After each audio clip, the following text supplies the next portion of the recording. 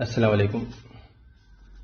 Mathematics के तरक्की तदरीस से मुतालिक 15 सवाल हल करने के बाद अब हम दिसंबर 2019 के सेट ए में एनवायरनमेंटल स्टडीज़ EVS के तरीके तदरीस से मुतालिक पूछे गए 15 सवाल का तज्जिया करने जा रहे हैं। आपको एक बात ज़हन नशीन कर लेना चाहिए क्योंकि जो पेपर्स है ये ऑनलाइन होने वाले हैं और अलग अलग शिफ्ट में अलग अलग दिन हो गए, इसलिए जाहिर सी बात है कि सवालात रिपीट नहीं होंगे, या रिपीट हो भी तो 2, 4, 5, 10% रिपीट होंगे। इससे ज़्यादा सवालात रिपीट नहीं होंगे एक ही पर्चे के दूसरे पर्चे में। तो मैक्सिमम सवालात की ज़रूरत पड़ने वाली है, इसलिए मैक्सिमम सवालात जो है ये पिछले पर्चों के लिए जाएंगे। तो पिछले पर्चों में पूछे गए सवालात का तज्जिया करना या उन सवालात के जवाब मालूम होना बहुत ज़रूरी है, क्योंकि जू के तो सवाल तो नहीं आता है, लेकिन उसी टाइप का सवाल थोड़ा सा जुमले में हेर फेर करके या थोड़ा सा तब्दीली लाकर सवाल बनाया जाता है। तो आप लोगों को ये बात ज़हन नशीन रखना है, क्योंकि मैंने जो स्टडी किया हूँ अभी उससे मालूम होता है कि कुछ बच्चों के 17 तारीख को है, कुछ के 20 को है, कुछ के 21 को है। तो जाहिर सी बात है कि और ये तो है ही, इसके अलावा 16 से लेके आगे तक जारी है, 1 महीने तक तकरीबन एग्ज़ाम हो रहा है। तो इतने सवालात जो रिपीट होने ही वाले हैं। इस साल जो एक बच्चे का पर्चा होगा वो दूसरे को नहीं आएगा, मतलब उसमें रिपीटेशन नहीं होगा, लेकिन सवालात बहुत ज़्यादा पैमाने पर लगने वाले हैं। स्पेशली CDP मैथमेटिक्स के पेडागोजी से रिलेटेड और EVS के पेडागोजी से रिलेटेड बहुत से सवालात की ज़रूरत होगी। इसलिए देखो, आप जितने पिछले पर्चे हल करेंगे उतने आपके लिए फ़ायदेमंद होगी, यकीनन आपको स्कोरिंग करने में फ़ायदेमंद होगी। तो इसलिए इन वीडियोस को इग्नोर ना करें, ये आपके लिए बहुत फ़ायदेमंद साबित होने वाले हैं, क्योंकि ज़्यादा से ज़्यादा सवाल जो है ये रिपीटेड आएंगे। क्योंकि अगर जब हम अंदाज़ लगाते हैं कि तकरीबन ये जो 20-25 दिन चलने वाले एग्ज़ाम है और 2 शिफ्ट 20-25 दिन में हर पर्चे में CDP के 30-30 सवाल आ रहे हैं, इसका मतलब तकरीबन 600 से 700 सवाल की ज़रूरत है। तो 600 से 700 सवालात को तैयार करना आसान काम नहीं होता है। तो पिछले सवालात जो है उनको ज़्यादा यूज़ करना पड़ेगा, उनको ही थोड़ा बहुत तब्दीली लाकर। और वैसे भी हम CTT में देख रहे हैं कि पर्चे का पैटर्न तकरीबन सेम होता है। तो आप थोड़ा उसको ज़हन नशीन कीजिए और ये जो तज्जिया है इसको बगौर इसको सुनिए, इसकी मदद से प्रैक्टिस कीजिए। तो प्रैक्टिस करने का जो तरीका बेस्ट वे जो आपको बता रहा हूँ मैं, कि इस वीडियो को देखने के बाद आपके पास जिस भी पब्लिकेशन का बुक होगा उस पब्लिकेशन में दिसंबर 2019 का पर्चा, जिसमें ये सवाल पूछे जा चुके हैं, लेकिन चूंकि मैंने जिस तरतीब से सवाल हल किया हूँ, मेरे पास जो पर्चा सेट है वो तरतीब आपके पब्लिकेशन के बुक में नहीं होगी। तो तरतीब बदल जाएगी, तो आप सवाल फिर से दोबारा हल करके देखिए। और जिस तरीके का तज्जिया मैंने किया कि इस सवाल का जवाब ये क्यों है और बाकी के 3 क्यों नहीं है, या ये क्यों हो सकता है बाकी क्यों नहीं हो सकते, इस टाइप का तज्जिया फिर से करते रहिए। अगरचे आप 3 या 4 साल के पर्चों को बारीक बीनी से तज्जिया करने में कामयाब हो जाते हैं, आपको समझ में आ जाता है, तो CTT में क्वालिफाई होना कोई बहुत मुश्किल काम नहीं होगा, क्योंकि रिपीटेशन बहुत ज़्यादा होता है। और ये चीज़ मैंने TET के ताल्लुक से बार बार बताते रहा हूँ। और अगरचे आपने TET के पर्चे भी देखे तो उसमें भी देखे होंगे कि मैथ हो, EVS हो, साइकोलॉजी हो, इन पर्चों में रिपीटेड सवाल आए हैं। कोई नया सवाल बिल्कुल ऐसा समझिए कि 15-20% सवाल नए हैं 90 सवाल में से, बाकी ये सभी सवाल रिपीटेड है।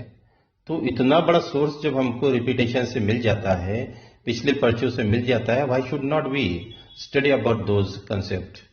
हमको वो क्यों नहीं याद करना चाहिए। हम बहुत ज़्यादा इधर से उधर से मटेरियल जमा करने में लग जाते हैं और फिर आखिर में कुछ नहीं कर पाते। हम बहुत ज़्यादा एक्सपेक्ट कर रहे थे कि इसका रिजल्ट बहुत अच्छा आएगा, क्योंकि सब सवाल रिपीटेड थे, लेकिन कोई खातिर ख्वाह रिजल्ट आज भी हमको नज़र नहीं आ रहा है। थोड़ा सा पिछले साल से तो बढ़ जाएगा, लेकिन बहुत ज़्यादा बढ़ रहा है ऐसा नहीं लग रहा है। तलबा की जो हमारे पास एक्सपीरियंसेस हमसे शेयर हो रहे हैं, तो आपसे रिक्वेस्ट ये है कि किसी भी एग्ज़ाम की तैयारी में जो पिछले पर्चे होते हैं बहुत अहम होते हैं, इनको इग्नोर ना करो। अब इसकी बारीक बीनी से प्रैक्टिस करो। और अब तो हमारे पास वक्त ही ऐसा आ गया है कि लिमिटेड पीरियड है, इसलिए बेहतरीन तरीके से इसको स्टडी करो। तो अल्हम्दुलिल्लाह आज हम मैथ की कंप्लीटेशन के बाद ईवीएस की तरफ जाते हैं। सवाल नंबर 71 है, which of the following should not be the objective of teaching EVS at primary level as per NCF 2005, national curriculum 2005 के बताए हुए तरीके के मुताबिक मुंदरजा झैल में से ईवीएस की तदरीस का कौन सा मकसद नहीं होना चाहिए। मतलब कौन सा मकसद नहीं है, तुलबा के अंदर कौन सी काबिलियत नहीं पैदा करनी की है, कौन सी पैदा करनी की, इससे रिलेटेड सवाल है। तो पहला, टू नर्चर द क्यूरियोसिटी, तुलबा के अंदर क्यूरियोसिटी पैदा करना, क्रिएटिविटी पैदा करना, child particularly in relation to the natural environment, हमारा जो कुदरती माहौल है इसके लिहाज से तुलबा के अंदर क्यूरियोसिटी और क्रिएटिविटी पैदा करना, ये ईवीएस का सबसे अहम मकसद है, ये हमेशा जारी रहने वाला मकसद है। तो ऑप्शन नंबर 1 हमारा सही है, जिस हमको नॉट पहचानना है, यहां में आता है। टू नंबर 2 देखते हैं कि to engage children in exploratory and hands on activities, तुलबा को एक्सप्लोरेशन के मौके देना, जुस्तजू करने की, माहौल में घूम फिर कर मालूमात जमा करने के, और ऐसी एक्टिविटीज देना जिसमें अमल करके वो काम किया जाता है, हैंड्स ऑन एक्टिविटीज, तो एक्वायर बेसिक कॉग्निटिव, ताकि उनके अंदर बुनियादी तौर पर वकूफी एंड साइकोमोटर स्किल, हरकत से मुतालिक जो महारतें हैं, थ्रो ऑब्जर्वेशन, मुशाहदे से, क्लासिफिकेशन, जमातबंदी से, और इन्फ्रेंस, उसके ताल्लुक जोड़ने से बच्चों में पैदा होती है। तो इन्फ्रेंस के जरिए, क्लासिफिकेशन के जरिए, ऑब्जर्वेशन के जरिए तुलबा की जो कॉग्निटिव और साइकोमोटर स्किल है इसको हमको डेवलप करना है। इसके लिए हमको क्या करने देना होगा, बच्चों को, चिल्ड्रन को एक्सप्लोरेटरी करना होगा एंड हैंड्स ऑन एक्टिविटीज में उनको शामिल करना होगा। तो ये ऑप्शन भी बिल्कुल सही है, ऐसा ये मकसद है एनसीएफ ने बताया हुआ।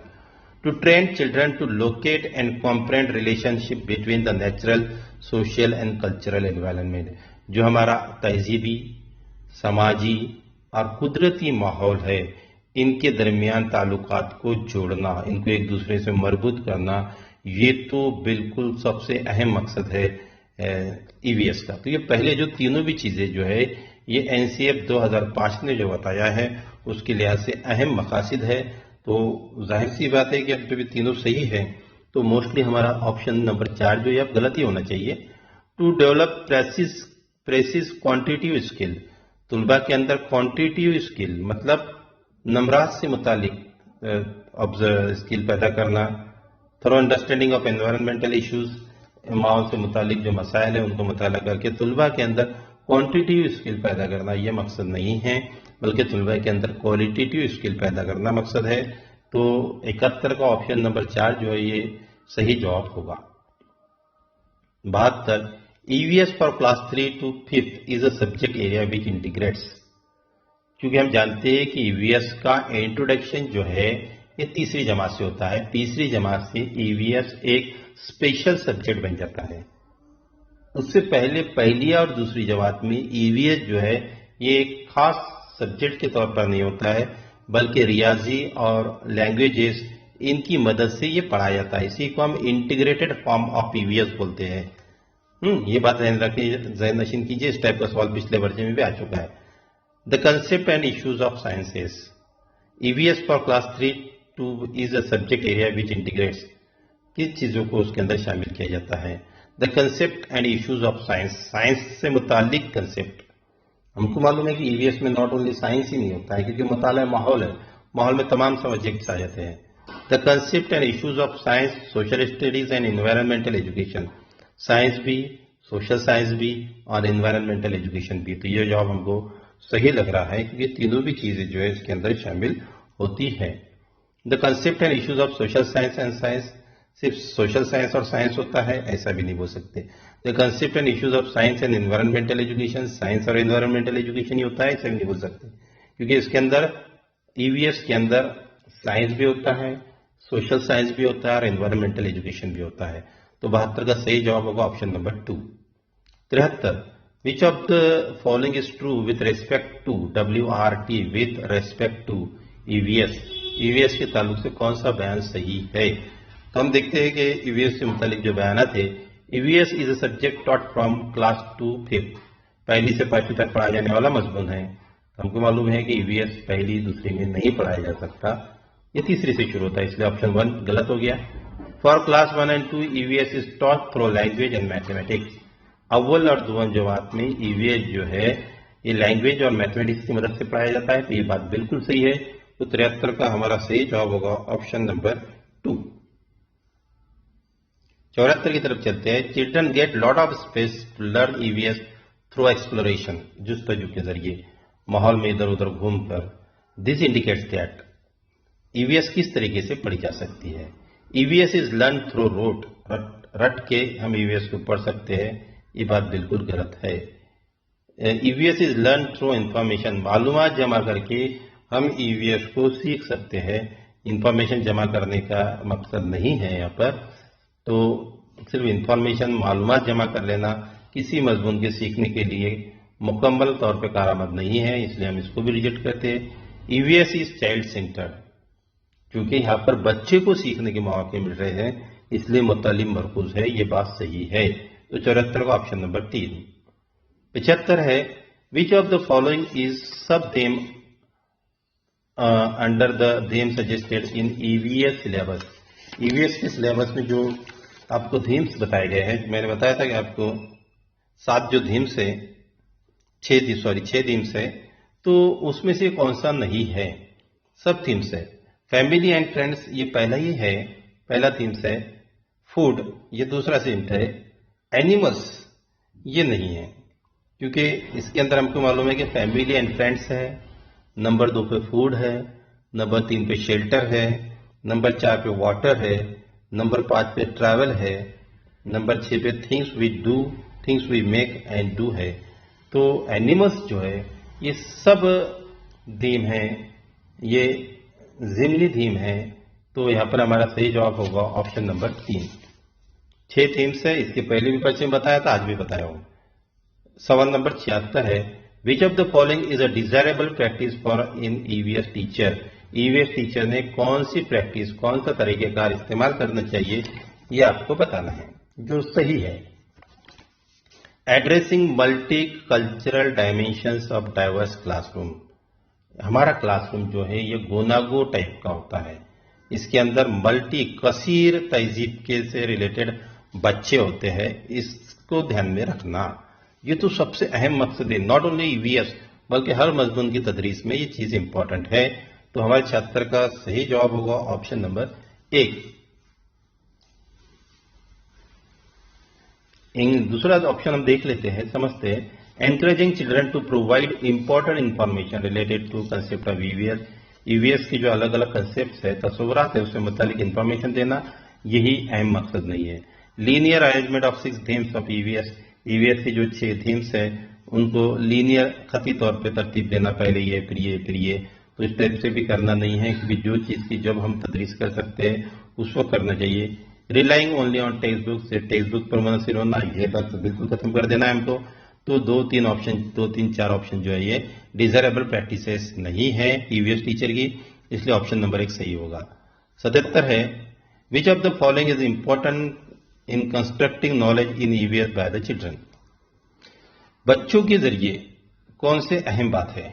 विच of the following is important in constructing knowledge. EVS का नॉलेज बयान बताने के लिए बच्चों की तरफ से कौन सी बात अहम है, ये हमको बताना है। Active participation of children, children को तो होना ही चाहिए। Community members of children, children के जो माहौल के या कम्युनिटी समाज के लोग हैं उनका उनकी शिरकत या उनका शामिल होना, ये भी बहुत ज्यादा फायदेमंद होगा। Text book of EVS, EVS की टेक्स्ट बुक भी मददगार साबित होगी। देखो यहाँ पे ईवीएस की टेक्स्ट बुक मददगार है, हाँ, सब कुछ नहीं है। हमको टेक्स्ट बुक को छोड़ देना है ऐसा नहीं कहा गया, लेकिन टोटली तौर पर टेक्स्ट बुक पर ही मुनस्सिर रहना, या टेक्स्ट बुक एक वसीला है, मुकम्मल चीज नहीं है।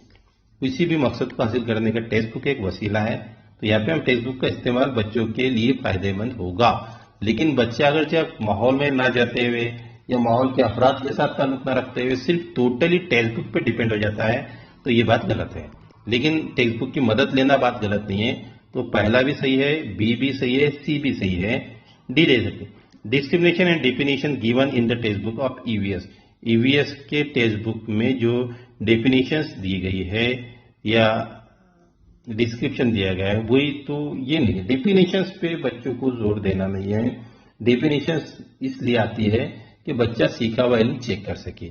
तो ए बी सी ये सही लग रहे हैं, तो ऑप्शन नंबर 1, 77 का ऑप्शन नंबर 1 सही होगा। 78, children can be effectively engaged in EVS learning.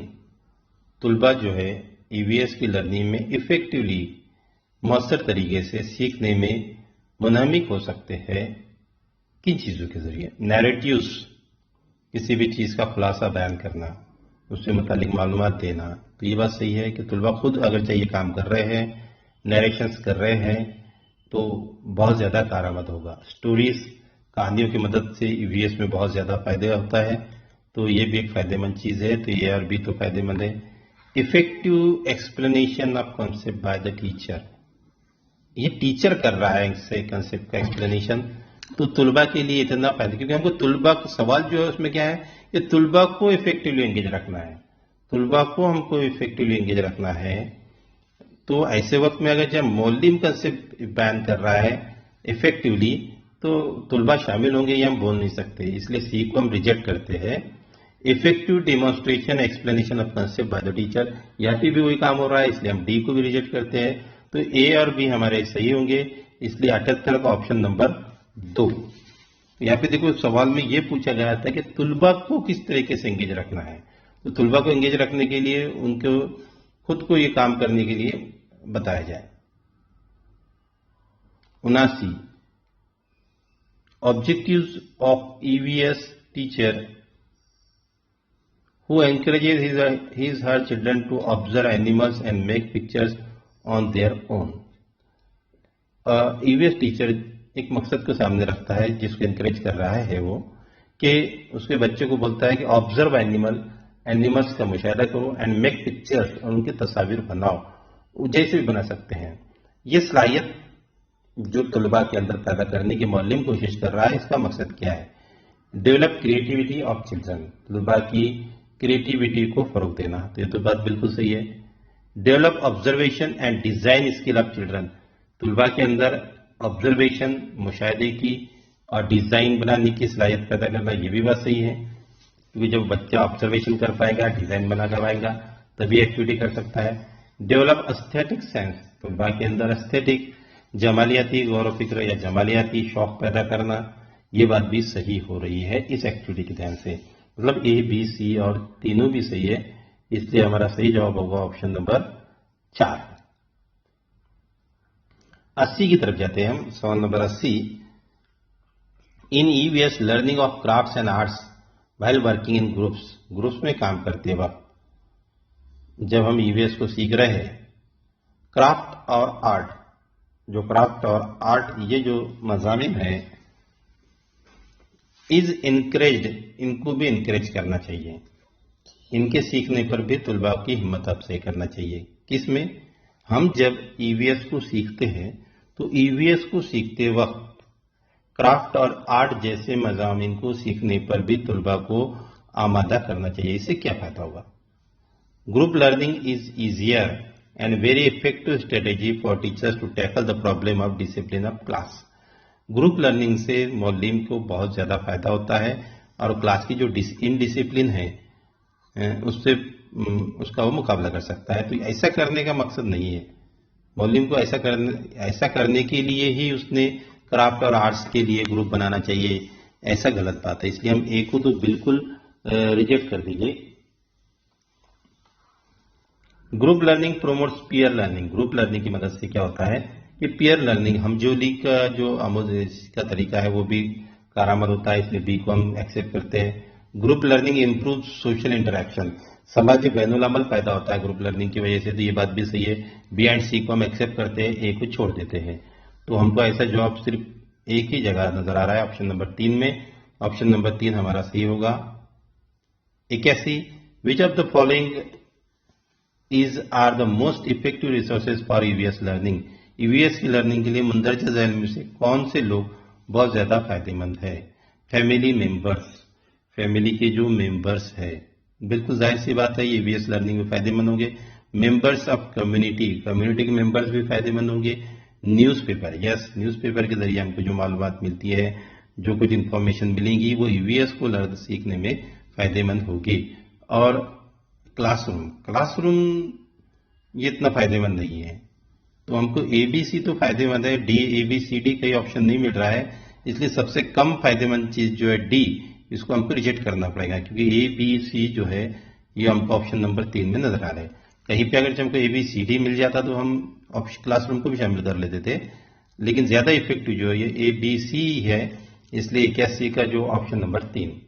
BSc, which of the following principle of learning is followed in EVS. EVS में कौन सा तदरीसी गुर का इस्तेमाल किया जाता है? ग्लोबल टू लोकल, मतलब बैनुल अक़वाम से लेके मुकामी तक।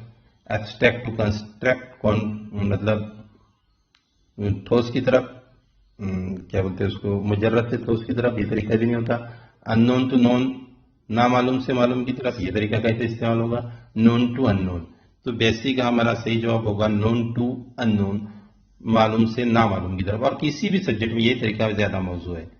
83, विच of the following is not a tool for formative assessment of EVS. EVS की तश्कीली जांच में मुंदरज झैल में से कौन सा टूल नहीं है? तो पोर्टफोलियो है, रेटिंग स्केल भी है, एनेक्डोटल रिकॉर्ड्स भी है, ये तीनों भी तश्कीली है। और एनुअल अचीवमेंट टेस्ट, जो एनुअल टेस्ट होते हैं, देखो टेस्ट है, टेस्ट जो है ये भी फॉर्मेटिव असेसमेंट का एक टूल है, लेकिन एनुअल टेस्ट नहीं है। हाँ, ये बात में रखना है कि एनुअल टेस्ट मतलब साल में एक बार लेने वाला ये इम्तिहान है, और इम्तिहान जो है समेटिव इवेल्यूशन में आता है, फॉर्मेटिव में नहीं आता है। तो फॉर्मेटिव ये तीनों चीजें होंगी, चौथा नहीं होगा, option 4। 84, which of the following should be avoid while assessing children in EVS. EVS में जब तुलबा की हम कदर पैमाई करते हैं, असेसिंग करते हैं, कदर पैमाई करते हैं, हमको कौन सी चीज को अवॉइड करना चाहिए? Judging the answer given by children in terms of right और रॉन्ग।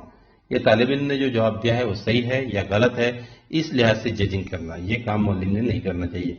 मौलिम का काम होता है बच्चे ने कितना सीखा, कितना नहीं सीखा, अगर नहीं सीखा तो उसको सीखने के लिए क्या करना चाहिए। दूसरी चीज, मतलब ऑप्शन नंबर 1 तो नहीं करना चाहिए, अवॉइड करना चाहिए। तो जाहिर सी बात है 84 का हमारा सही जवाब होगा ऑप्शन नंबर 1। रहे ऑप्शंस की तरफ भी देखते हैं कि क्या है सही है। इसका व्हाट वी हैव लर्न, हमने क्या सीखा, इससे मुतालिक तुलबा के साथ डिस्कस करना। Given at the end of each chapter of EVS text book. EVS की टेक्स्ट बुक में आखिर में जो एक हिस्से में दिया हुआ आता है, हमने क्या सीखा, उस पर डिस्कस करना। तो ये बात अच्छी बात है। यूज इंडिकेटर्स फॉर असेसमेंट, जो अलग अलग इंडिकेटर्स है असेसमेंट का, उनका इस्तेमाल करना। Qualitative assessment of children's learning, तालिब इल्म की तौसीफी असेसमेंट करना। ये तीनों भी चीजें सही है असेसमेंट के ताल्लुक से, तो ऑप्शन नंबर 1 जो है इसको अवॉइड करना है। 85, a teacher of class 5 conducts an activity in which she asks her children to drop some sugar on the ground and asks them to wait until the ants come there. Children can be given meaningful learning from this activity if teacher, एक teacher है 5वीं जमात की जो एक सरगर्मी अपने class के अंदर करती है। तो सरगर्मी कुछ इस तरह है कि वो बच्चों से कहती है कि थोड़ी सी शक्कर लीजिए, उस पर उसे जमीन पर डालिए और चूटियों के आने तक का इंतजार कीजिए। तो ये एक्टिविटी कराने के लिए ये इसको बामानी बनाने के लिए टीचर को क्या करना चाहिए? तो पहला, encourages his her children to observe the activity, इस एक्टिविटी को ऑब्जर्व करे, ये बात सही है। दूसरी बात, encourage is her children to share their experiences, कि कौन से तजुर्बात उनको मिले हैं इस एक्टिविटी को देखकर, उसको शेयर कीजिए। तो ये भी बात सही है। ऑप्शन नंबर 1 और 2 दोनों भी सही लग रहा है। Option number 3, encourages his her children to observe share their experiences followed by discussion on the activity, ये सबसे अहम बात हो रही है कि हमको यहाँ पर पहले दोनों भी काम इसके अंदर शामिल हो गए, इसलिए ऑप्शन नंबर 3 जो है अगर हमको एक्सेप्ट करना है तो फर्स्ट और 2 अब हम रिजेक्ट कर देंगे। तीसरी बात सही है, और ये बात सही है कि तुलबा को कहना कि तुम ऑब्जर्व करो, जो तुम्हारे एक्सपीरियंसेस आया उसको शेयर करो और उसके बाद में उस पर डिस्कशन भी करो। Encourages his her children to answer the question at their home related to activities, activity से मुतालिक सवाल के जवाब अपने घर पे जाकर दो, ये तो बिल्कुल कराना नहीं है। तो हमारा सही जवाब होगा 85 का ऑप्शन नंबर 3। तो अल्हम्दुलिल्लाह यहाँ पर हमने 15 सवाल जो है ईवीएस से उसका जायजा लिया है, जो यकीनन आपके लिए कारआमद होगी। अल्लाह हाफिज़।